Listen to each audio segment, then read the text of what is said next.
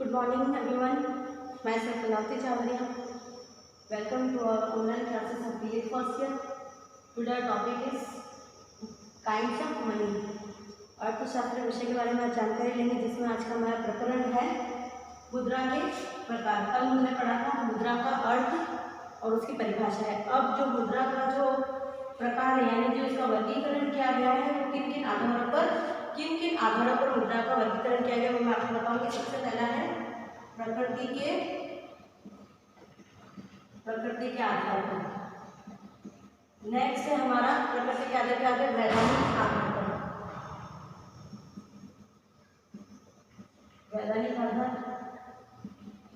वैधानिक आधार के बाद में हमारा मांग के आधार पर।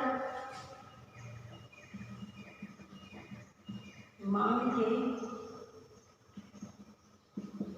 आधार पर और जो लास्ट है हमारा वो है पदार्थ के आधार पर।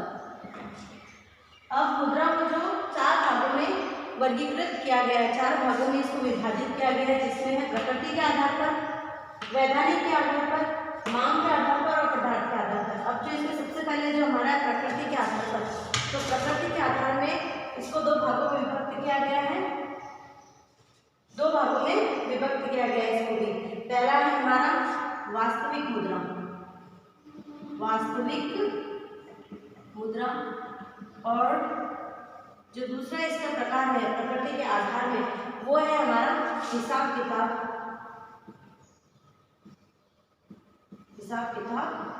मुद्रा। अब जैसा कि प्रकृति के आधार पर जिस प्रकार की किसी वस्तु की प्रकृति होती है उसके आधार पर उसका वर्गीकरण किया जाता है, तो इसमें प्रकृति के आधार पर मुद्रा को वास्तविक मुद्रा और हिसाब किताब के आधार पर इसको वर्गीकृत किया गया है। जैसे वास्तविक मुद्रा का जो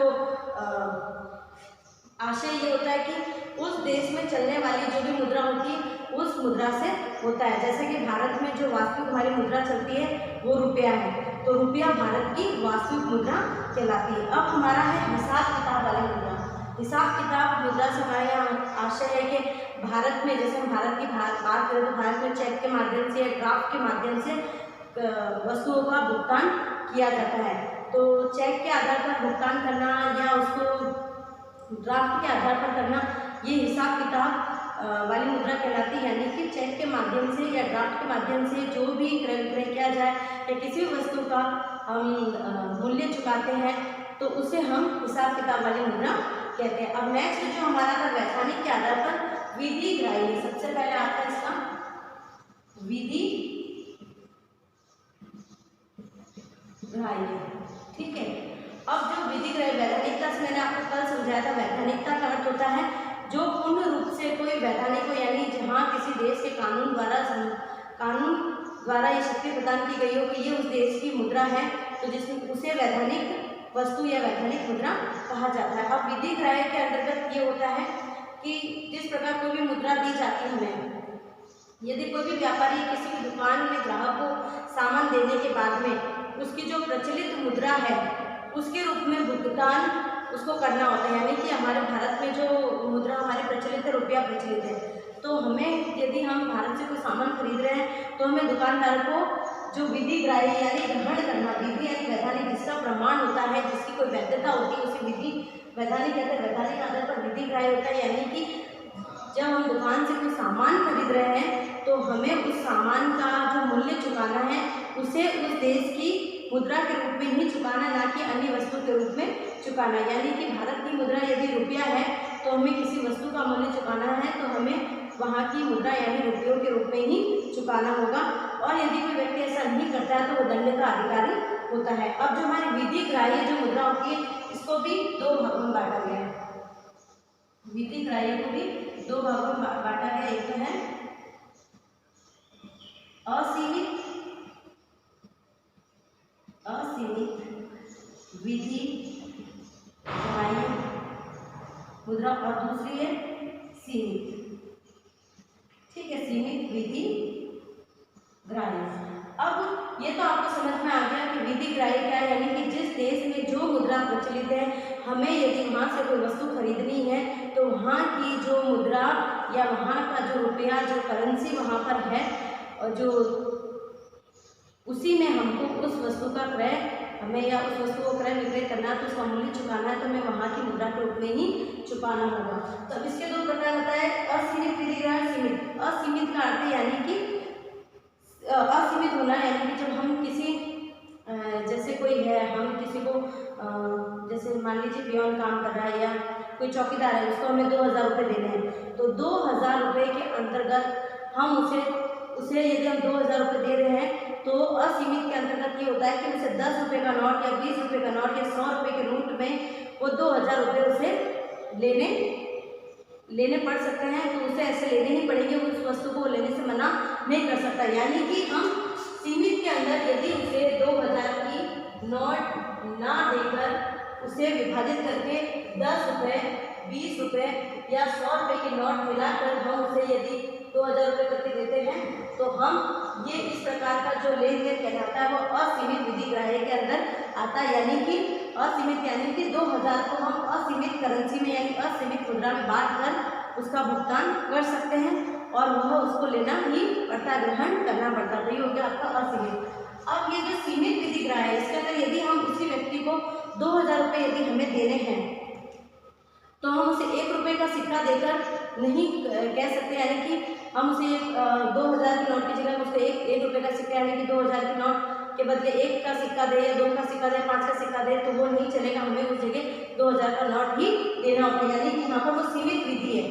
सीमित मुद्रा है तो हमें सीमित मुद्रा में ही देना पड़ेगा। असीमित के अंदर आता है कि 10 रुपये, 20 रुपये, 100 रुपये के अंदर हम उसे 2000 रुपये करके दे सकते हैं। पर यदि सीमित विधि आ गई है, सीमित विधिग्राह्य मुद्रा आ गई है तो वहाँ पर हमें उसे 2000 की नोट देनी पड़ेगी। ऐसा नहीं होगा कि किसी व्यक्ति का जब 2000 रुपये का भुगतान कर रहे हैं तो 1 रुपये के सिक्कों के रूप में किया जाए, मतलब 1 रुपये का सिक्का उसको दिया जाए और वो उन सिक्कों को अस्वीकार कर सकता है। यानी कि आप उसको 2000 के बदले 1 रुपये का सिक्का या एक सिक्का करके देते हैं तो उसे अस्वीकार कर सकता है। बाकी असीमित में यदि हम उसे 10 रुपये, 20 रुपये, 100 रुपये, 200 रुपये की नोट का भुगतान करेंगे तो उसे यह स्वीकार करना होगा। अब जो हम नेक्स्ट बात करेंगे वो है इसी के अंतर्गत, पहला तो आ गया तो हमारे वैधानिक आधार में विधिग्राह्य, दूसरा है हमारा ऐच्छिक। ऐच्छिक मुद्रा का मतलब होता है कि यदि हम किसी दुकान पर जाते हैं या हम कोई खरीदारी करते हैं तो मुद्रा मतलब वो स्वतंत्र होता है, किसी भी प्रकार की मुद्रा को लेने के लिए वो स्वतंत्र होता है। जब किसी दुकानदार के पास में गए और आपको किसी वस्तु का भुगतान करना तो आप उसको चेक के माध्यम से भी कर सकते हो और ड्राफ्ट के माध्यम से भी कर सकते हो, किंतु शर्त यहाँ पर यह होती है कि वह दुकानदार चेक लेने और ड्राफ्ट लेने के लिए ड्राफ्ट लेने से मना भी कर सकता है, क्योंकि यहाँ पर उसको अपना ऐच्छिक अधिकार प्राप्त है, वो उसको अस्वीकार भी कर सकता है। तो हमें वहाँ पर चेक ना देकर, ड्राफ्ट ना देकर उसे कैश में भुगतान करना पड़ सकता है। तो वो होता है ऐच्छिक मुद्रा, यानी यहाँ पर वो बाध्य नहीं होता कि उसे चेक लेना ही है। यदि उसके पास चेक का कोई सीमित संसाधन या कोई ऐसा साधन नहीं है तो वो चेक और ड्राफ्ट को अस्वीकार कर सकता है। अब नेक्स्ट हम जो बात करेंगे वो मांग के आधार पर है। मांग के आधार पर है हमारी दुर्लभ और दूसरी है सुलभ। अब दुर्लभ और सुलभ में मतलब सीधा से ये कि जिस मुद्रा की मांग अंतर्राष्ट्रीय बाजार में अधिक हो जाती है, यानी दुर्लभ का मतलब हमारा यही है कि जिस भी अंतर्राष्ट्रीय बाजार में जिस मुद्रा की मांग सबसे अधिक हो जाती है वो मिलनी दुर्लभ हो जाती है। जैसे अमेरिका और कनाडा की जो वो है इनका मांग है, जो इनकी जो करेंसी या देशों में जो इनकी डॉलर की मांग चलती है, अमेरिका की जो करेंसी है या अमेरिका के जो डॉलर्स हैं, सॉरी करेंसी नहीं, अमेरिका के जो डॉलर्स है उसकी अंतर्राष्ट्रीय मार्केट में बहुत अधिक मांग है, तो वो मिलना बहुत ही दुर्लभ हो जाता, मतलब बहुत मुश्किल से मिल पाती, तो वो हमारी दुर्लभ मुद्रा कहलाती है। सुलभ मुद्रा वो होती है जैसे हमारे भारत की जो मुद्रा है रुपया है, वो उसकी मांग अंतर्राष्ट्रीय बाजार में थोड़ी कम है तो वो इजीली सबको उपलब्ध हो जाती है। तो दुर्लभ और सुलभ से ये अंतर निकलता है। अब दूसरा जो हमारे पठार के आधार पर है वस्तु मुद्रा, फिर है हमारा पत्र मुद्रा। अब वस्तु मुद्रा से क्या होता था, प्राचीन काल में ऐसा होता था यदि हमने कोई सामान खरीदा है तो हम जरूरी नहीं कि उस सामान के हमें पैसे ही देने हैं, हम उसको जैसे हमने अनाज खरीदा तो अनाज के बदले हम दूसरी कुछ और अनाज, जैसे हमने गेहूँ खरीदा तो गेहूँ की जगह हम दूसरा बाजरा देके उसकी कीमत चुका सकते थे, या हमने अनाज या सब्जी ली तो कपड़े देके उसकी कीमत चुका सकते थे। तो प्राचीन काल में वस्तु मुद्रा का प्रचलन खरीदना। और आज भी कहीं कहीं प्रचलन चालू है, जैसे पुराने बर्तन लेके हमें नए बर्तन दिए जाते हैं तो वो हमारी वस्तु मुद्रा कहलाती है। अब पत्र मुद्रा जो है, पत्र जो मुद्रा होती है उसका अर्थ ये होता है कि जिसका अन्य बैंकों के ऊपर नियंत्रण रहता है। जैसे देश के जो प्रमुख द्वारा निर्गमित की जाती है जो भी मुद्रा, उसका अन्य बैंकों के ऊपर नियंत्रण रहता है। जैसे भारत में रिजर्व बैंक के माध्यम से पत्र मुद्रा का निर्गमन होता है। जैसे भारत में तो रिजर्व बैंक है, उसके माध्यम से जो भी हमारी करेंसी आती है, जो रुपया आता है, जो पत्र में मतलब जो नोट के रूप में आता है, वो उसका नियंत्रण हमारे भारत में रिजर्व बैंक के पास होता है। भारत में 1 रुपये का नोट सरकार द्वारा तथा अन्य नोट, 1 रुपये का नोट जो है वो हमारा किसके द्वारा निकाला जाता है, भारत सरकार द्वारा, तथा अन्य जो नोट होते हैं वो भारतीय रिजर्व बैंक निकालती है। यानी कि सिर्फ एक जो मुद्रा होती है उस पर हमारा अधिकार हो सकता है और बाकी दूसरे अन्य करेंसी अन्य बैंकों का अधिकार होता है, वो मिलकर निकालती है, वो हमारी होती है पत्र मुद्रा।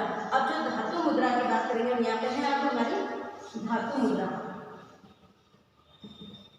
ये 3 प्रकार की होती है।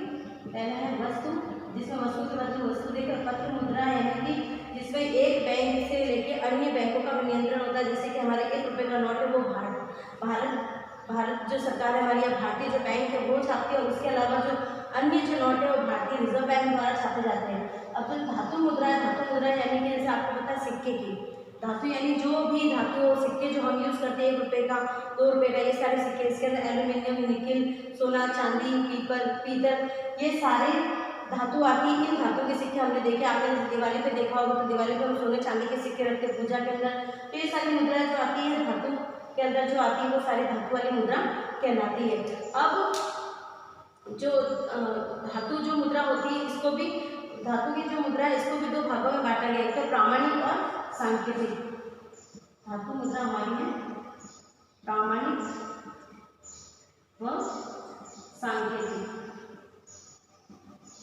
अब प्रामाणिक से क्या अर्थ है, प्रामाणिक होना यानी कि जैसे भारत की प्रामाणिक मुद्रा हमारे रुपया है, यानी ये प्रमाण कर दिया जा चुका है कि हमारी जो मुद्रा है प्रामाणिक वो रुपया है। रुपये के आधार पर ही प्रत्येक वस्तु एवं सेवा का हम भुगतान करते हैं। इस मुद्रा में पत्र मुद्रा को सम्मिलित किया जाता है। ये सिक्कों से संबंधित मुद्रा होती है, यानी इसमें पत्र वाली मुद्रा को भी सम्मिलित किया जाता है। इसमें सिक्के पर अंकित मूल्य उस धातु के मूल्य के बराबर होता है, यानी जो सिक्के पे जो मूल्य अंकित होता है वो धातु के मूल्य के बराबर होता है। यानी कि जो सोने का अगर सिक्का होगा तो उसकी जो मूल्य होगा, यानी कि उसका वेट यदि जितना है, तो सोने की धातु है तो सोना एक धातु है, तो सोने का यदि रेट, उस सोने की धातु का रेट यदि 500 रुपये है तो हमारे उस सिक्के का मूल्य भी कितना होगा, 500 रुपये। तो वो प्रामाणिक होता है, यानी कि प्रामाणिक। यदि हम चांदी का सिक्का लेते हैं तो चांदी की जो रेट होगी वही उस सिक्के की प्रामाणिक मूल्य होगा, यानी वही उसका अंकित मूल्य होगा। अब वहाँ पर हम सांकेतिक मुद्रा की बात करें तो इसका उपयोग छोटे छोटे भुगतानों के लिए किया जाता है, और ये सीमित विधि ग्राह्य होती है, यानी कि सीमित होती है, यानी कि वही 1 रुपया 2 रुपये की नोट जो होती है, 1 रुपया 2 रुपया 3 रुपये सिक्के जो होते हैं वो होते हैं हमारे सीमित ग्राह्य। सीमित ग्राह्य के रूप में इसका उपयोग किया जाता है। और सांकेतिक मुद्रा का उपयोग सहायक मुद्रा के रूप में होता है, यानी इसके अंदर जो है इसके अंदर सांकेतिक मुद्रा को सहायक मुद्रा के रूप में कार्य में लिया जाता है। जैसे कि यहाँ पर हमने सोने का एक सिक्का लिया, सोने के सिक्के की रेट 500 रुपये है और हमें कहीं पर 501 का चढ़ावा करना, तो सोने के सिक्के के साथ में सांकेतिक मुद्रा का उपयोग करके उसमें 1 रुपये का सिक्का डाल के हम उसकी सहायक मुद्रा के रूप में इसका उपयोग में ले सकते हैं। आज की क्लास हमारी यही खत्म होती है। Thank you.